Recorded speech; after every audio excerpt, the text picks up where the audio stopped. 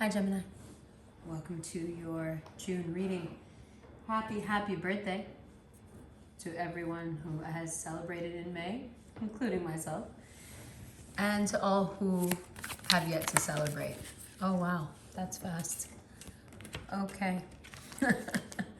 Queen of Wands, Nine of Cups, Page of Swords, Two of Cups, and the Moon.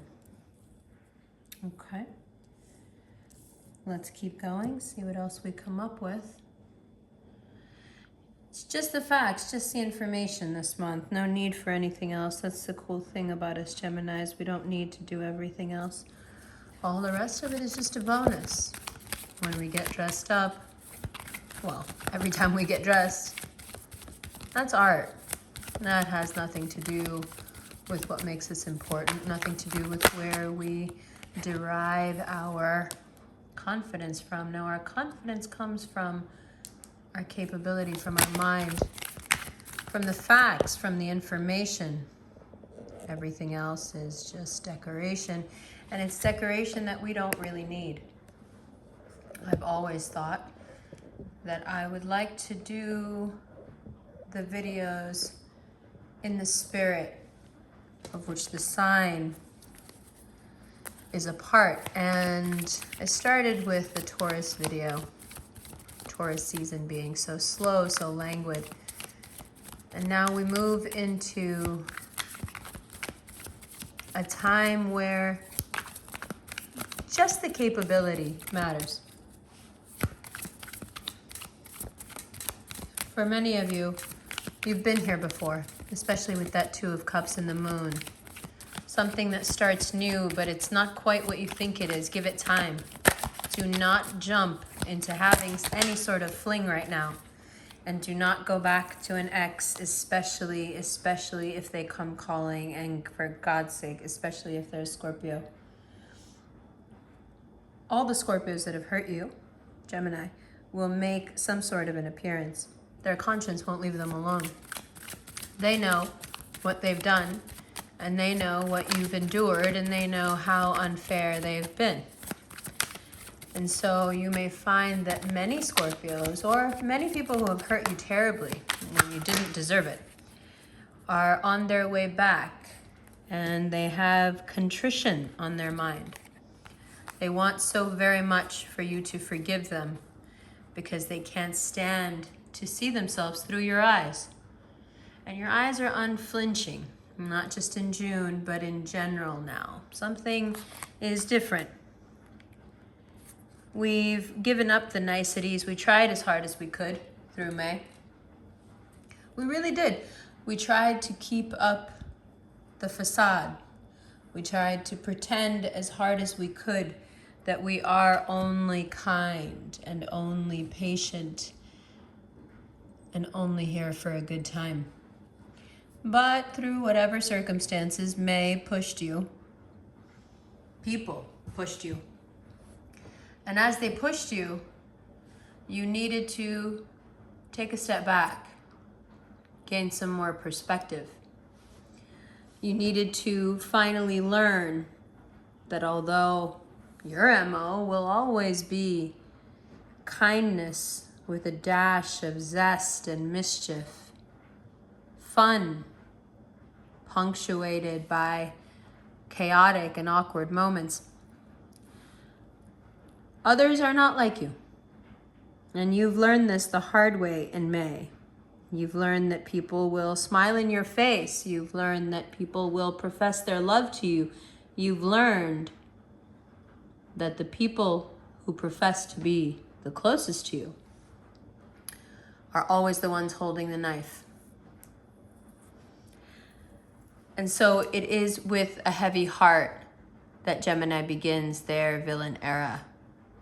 Not one that we are comfortable with, not one that we ever wanted, not a role we have ever courted. And yet now that we find ourselves here, there's really nothing to be done except to accept it and to begin to live through it. Between the 11th and the 12th of June, it's really easy to make a mistake that you've made before, which left the door open for people to criticize you unfairly. So although their criticism was unfair, you were still the culprit because you had done things irresponsibly and you had chosen irresponsibly. Between the 11th and the 12th, you get the chance to not make that mistake again.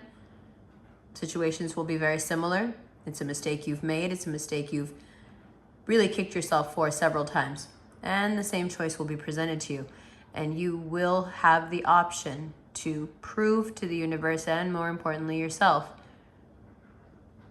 that you're more, that you've changed, that you've grown, that you've matured, that you understand things in a way which wasn't possible before.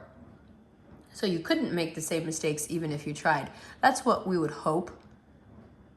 But regardless of what gets you there, Gemini, just don't do it again. Whatever this mistake is, however tempting it is, just don't do it again. Especially if you've been like really thinking about the person and kind of calling them to you, then it's even more unfair for everybody involved because you know you can do that, right? If you have a romantic disappointment that haunts you, something that really eats you up, it's very possible to call that back to yourself right now. Hold on. How you feeling? Oh my God, I love that thing. It looks so nice. Surf resort. Surf resort. Did you do your skincare? Yes, sir. Good job. You want something to drink or something to eat? I just had the iced tea. I'll get the cup. Okay, yeah. And I'll cut you some pineapple in a minute, okay? Oh, great. I don't know if I can eat it, though. Okay, well, you can have it later. Thank you. You're welcome, Bibby. Sorry about that. I got him like this thing that surfers wear from this surf resort in Portugal. Like you wear it like a towel. It's like a sweatshirt, but it's a towel. It's so dope. Anyway, Gemini things. Sorry, household of Geminis. It's gonna happen. So if there is a romantic disappointment that haunts you, right? Something that you really wish was different, something that you wish you could talk about and, you know, just have a conversation. June is all about you wanting to have that conversation, but you got to be very honest with yourself about this, okay? The reason I'm saying you shouldn't do it is because most of us aren't very keen on changing. We're keen on evolving, but we're not keen on changing. And I know that you understand the difference. For everyone cross-watching, I'm sorry, I don't really know how to explain that to you. If you can have a moment of introspection and admit to yourself that you are a different person than the person you used to be back then go ahead and entertain it. But if you know yourself and you know you're not any different than you used to be in that way, whatever that way is, don't do it. Of course, it is an opportunity to show yourself how much you've grown and to show the people around you, not that you care about that, but only take the opportunity if you've really grown, okay? Because otherwise, it can get really, really messy. Are you better than you used to be? And you know, I guess the larger question becomes, should you have to be better than you used to be for someone who is for you? Do you have to be better than you used to be? Like, this brings up all kinds of questions of worth and what are we willing to sacrifice and what are we willing to quote unquote improve for the sake of somebody else. And what does that really mean? Does that speak to lack of compatibility? Does that mean, you know, once again, we're falling into the Gemini trap of being way too amenable or, you know, pretending to be amenable, right? And then kind of letting people down with a start when they realize that none of that is true and we're actually going to do whatever we want.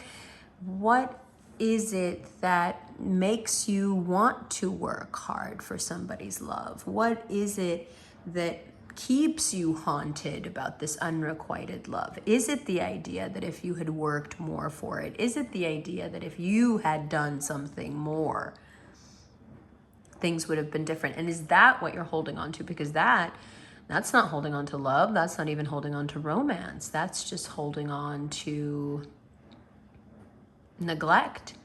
That's holding on to a situation that neglects you. That's holding on to a situation where you get to beat yourself up for that neglect, and that neglect is now your fault.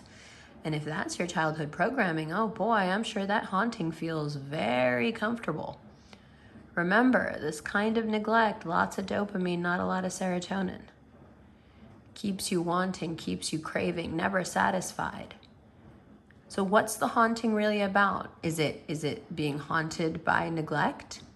Is it a way to keep your childhood programming alive and well, full of fresh blood? Or is it more than that? Is it really unrequited love? Have you changed as a person? Are you better than you used to be the first time around? And if you are, do you still feel the same about this person? Because when we change, everything about us changes, and how we feel about things change too, right? So it's a tricky, sticky question.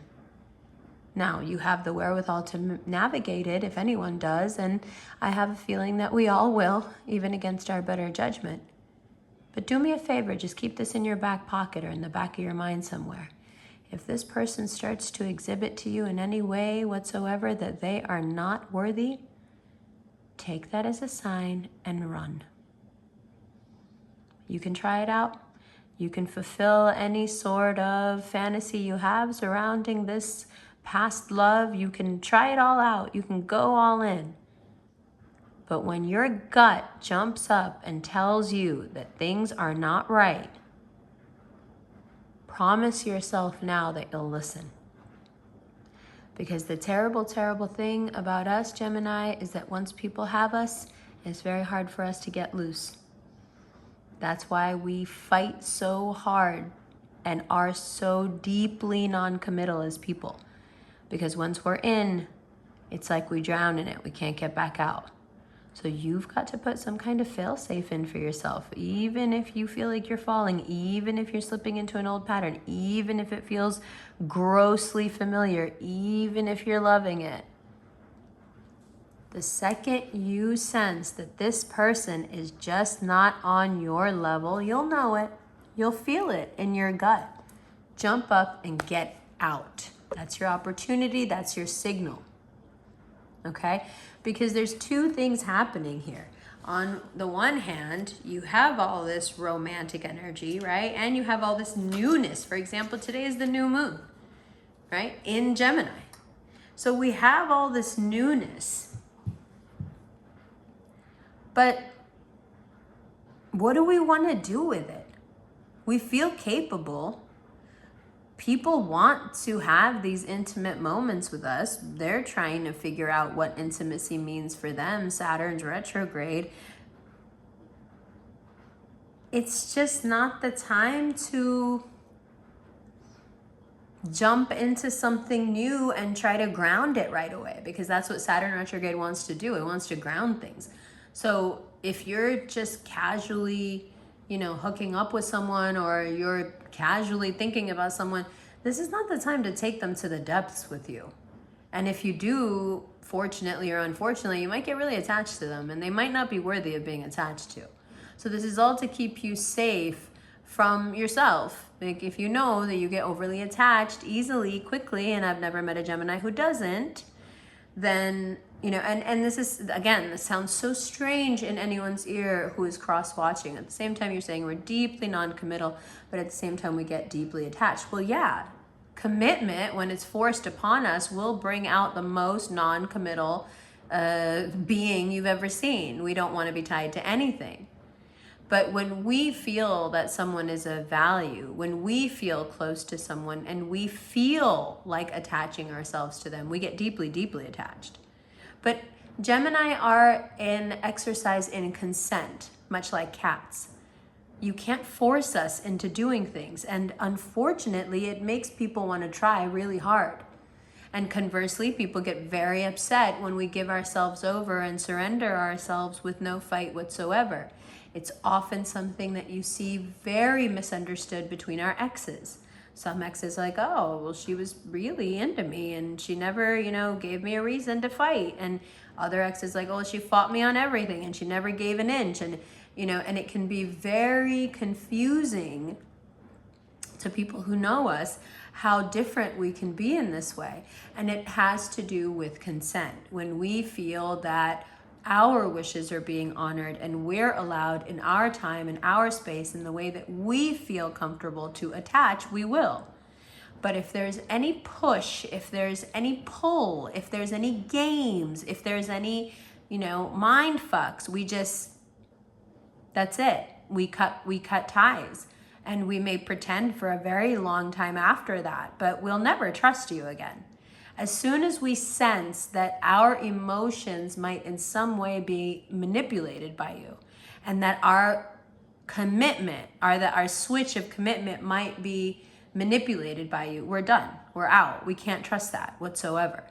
And you'll never get that trust back. And it's unfortunate. It's something that only breaks once. And when it breaks, it shatters. It turns to dust. There's no way to glue a Gemini's trust back together. They may give you a trial period. They may try it out short term. But in the end, it always ends the same way. This doesn't feel right. I'm not feeling you. I'm not feeling this. I gotta go. Right? Speaking of gotta go, this is also an energy during Saturn retrograde. Here we see it with the King of Swords and the Page of Pentacles, where your debts are reduced. Whatever you're supposed to pay, it's reduced, or it's finished altogether, inshallah. Things just smooth out for you if it comes to debt, paperwork, delays, deals that were supposed to go through, payments you've been waiting on. All of that starts to go forward, especially when Mercury enters Gemini once again, direct. Okay, from June to October, if you are able to save everything you have, everything. From June to October, if you don't spend money on anything ridiculous at all, bare minimum, wear what you already have, be creative, if you can save from the 1st of June until the end of October, you will save yourself from a very tough time. Be hard on yourself. Just put your head down and work and save as if you don't have anywhere to go and you have nothing to do. And I know, you're like, no, this is our birthday reading. No, this is our season. How can you say that? I'm saying it because it's what's best for you. I'm saying it because after October, you'll have the money saved up that you need to be able to indulge in things that are really satisfying and great for your career and great for your health, and you will have no stress. You can spend the next few months spending as if nothing is amiss, and nothing is amiss. But when December hits, you'll wish you had a certain amount of money and you won't have it. So, act like you're broke. Work like you're broke. Just work and work and work and save and save and save. And perhaps what it'll also do, and I'm not saying this just to make you feel better, perhaps it'll also save your summer. Because you and I both know that you don't need anything to have a good time. You don't need a new outfit. You don't need this, that, or the other. You don't even need other people. So you also have a chance to connect not only with the mature part of yourself, but you have the chance to connect with the very childish part of yourself, the very immature part of yourself that really doesn't need anyone but themselves to have a good time. It seems isolating, but it's not, because what happens in October is so out in the world. It's, it's the other twin coming alive and putting on the show. But that show requires a certain amount of financing that you will put together easily with no stress, not even realizing that you're doing it, if you just don't spend. Spend on the things that are important to you. Don't buy one superfluous thing. You don't need it. It could be as easy as saying, I'm not spending a single dime on processed food this month. No matter what, if that means I live off bananas, that means I live off, don't take my advice. I'm not a nutritionist, but I'm just saying, like, you make the decisions as you want to cut the things that are bad for you out of your life and cut out the superfluous, and what you're left with is a lot of savings, is this drive to keep working and keep stacking, is a healthy body, a healthy diet, and a few stress-free months that lead into a gorgeous fall. Okay? Now, you don't need to be nervous when it comes to a money issue that you're trying to get solved. Whether it's taxes or whether it's some other kind of debt, don't lose your nerve. Find someone who knows what they're doing, a professional, and, you know, hire them to handle it. It's better than the stress that you're going to take on, and they'll do a better job. You're not going to be able to get this done on your own. Give it over to somebody who can actually do something with it. Now, the other thing here that's very clear to me, and now we're kind of moving into the second part of the reading where I go back and look at the cards more carefully. The Queen of Wands and the Nine of Cups, all this power, and yet not very aware of what's needed. The cups are behind you. You're assuming they're all full, but they're not all full. They haven't been looked at in a minute. So here you come roaring in with all this power, but what you're seeing is that a lot of cups back there, they're not full. This is going to put you in a mindset where you want to go out and find someone to fill those cups. This is how you can easily end up in a destructive fling. Like I said, we've been here before. You may even find yourself in this situation and laugh to yourself, oh my God, I've been here before. Except this time you're not going to make that mistake, no matter how tempting it seems, no matter how much fun you had the last time. Remember how it ended? That's what I'm saying. You're not going to do it. Instead, you're going to let the moon shine this light on you. New moon tonight is telling you, listen, this is the issue. This is what you do. This mistake that you're about to make again, this is the mistake you make. This is what you have to stay away from, right? And whatever that is, it will be easier to swallow, because while that is happening, all of June is propping you up. Your capabilities are on full display. The magician, you're wowing them. The look, perfect. The capability, perfect. The work ethic, perfect. You're crushing it on so many levels, and everybody can see it. It's very public, the success. And it makes you feel good, you know? It makes you feel good. It puts you in a space where you really do feel worthy, and like your work matters, and that you're of use in the world, okay? And then, beautiful, as of the 21st, the sun moves into Cancer. And as soon as the sun moves into Cancer, you have this enormous swell, inshallah, in your finances. And things just start growing and growing and growing. As your income grows, you may even find that you have to leave a few people behind. And that's really unfortunate, but they are in many respects making themselves be left behind. They're choosing to drag their feet to the point where you can't hold them anymore, you can't carry them anymore. And whatever your reason is for carrying them, that's okay. Whatever obligation you put on yourself, like, this is why I need to carry this person. No, you don't. You can actually just put that down, because here's the thing. You think you're being a really good person by doing this, right? But because you're promising things that you cannot always live up to, all of this good work you're doing is being turned into nothing by you promising things and then not doing them, and destroying your reputation to a certain extent. And people, you know, they can't rely on you, and they don't feel like they can, you know, trust you or lean on you. So it's better to not make any promises and do as you like. And then when you're around, people don't have something they can, you know, push onto you. Oh, you were supposed to be here. You were supposed to be like this, or you promised you would do this. No, take a step back. You know, you are the merry observer. You're the one who knows the most because you're watching the most. You don't need to get in there and be all, you know, doing the thing. You're being. You don't need to do. You just be. Okay, and things come to you. So let's not get that dynamic flipped around too much, because that gets dangerous. You know, if people are asking you to do stuff and you just really don't want to do it, you don't need to get all up in arms about it and freak out and be aggressive about it. You know, just say no. Just say no. It's okay. You can, you know, you're allowed. You're allowed to say, I just don't want to do this anymore. I don't like doing it this way. I don't want this. Or this is all looks like the direction I wanted to go in, but it isn't the direction I wanted to go in. And I'm compromising myself now in ways that I don't want to do.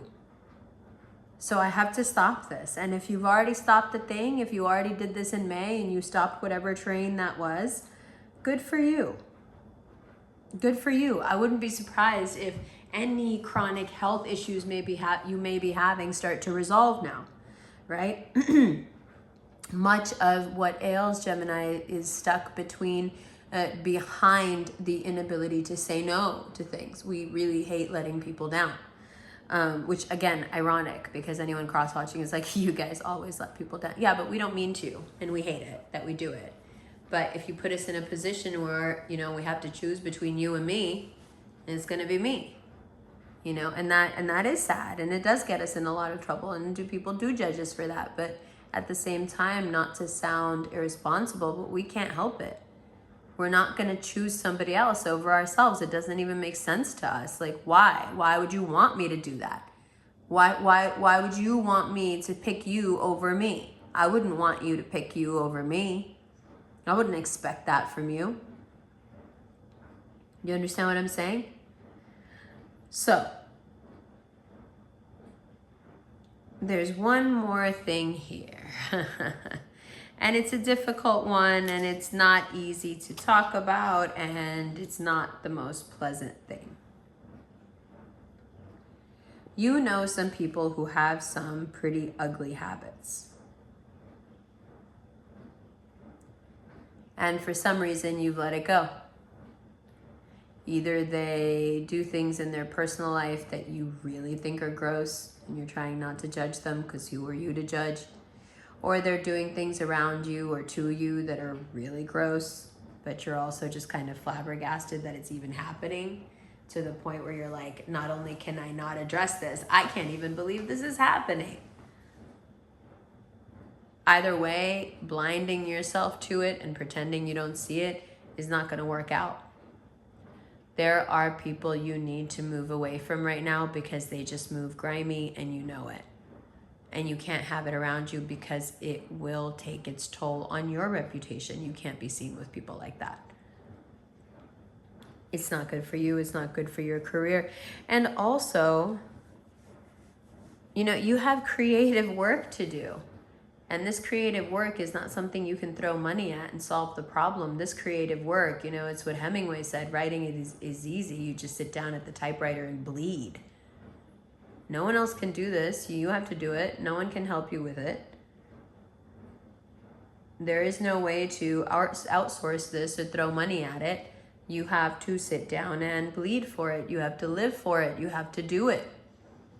And you have something like that in front of you right now. And it's very exciting that you would even have, you know, the opportunity that at such a young age you would go on such a quest. Regardless, you're like, I'm not that young, regardless of what age you are, to go on a quest, you're still fairly young.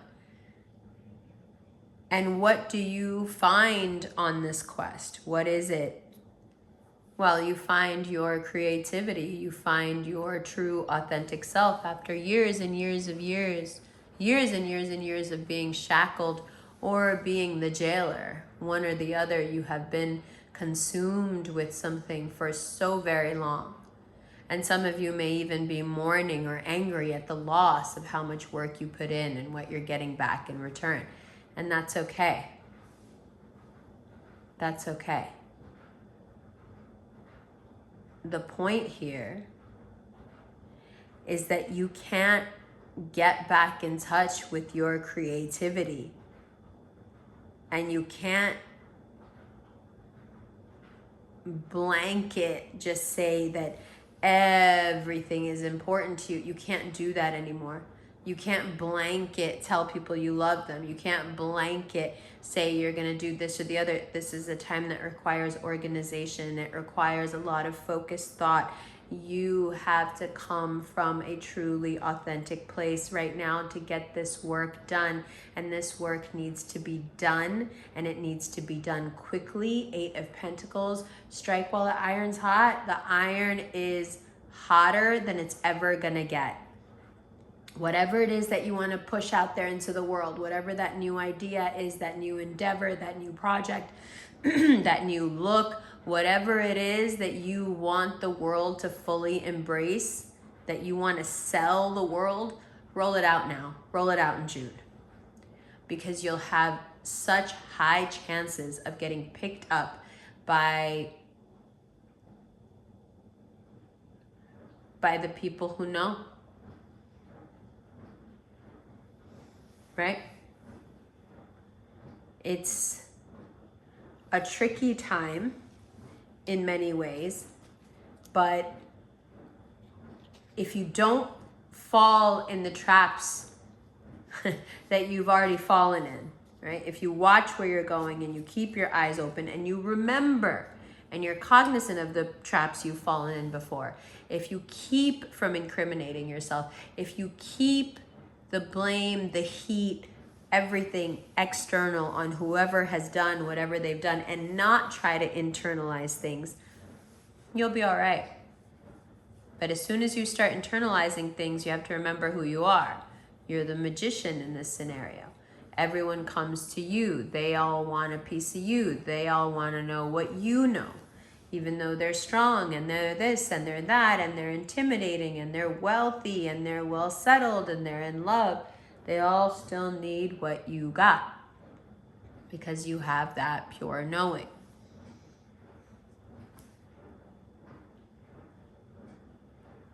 Okay? We'll get more into it. But for now, get away from the people that make you feel like a sitting target. Get away from the people that make you feel bad when you do good things for yourself. Get away from people who have terribly ugly habits. Some that you've known about for a very long time and you've just tolerated. That's okay, no blame, just get it done. Okay? Let's go into the extended right now. Love you. Happy birthday.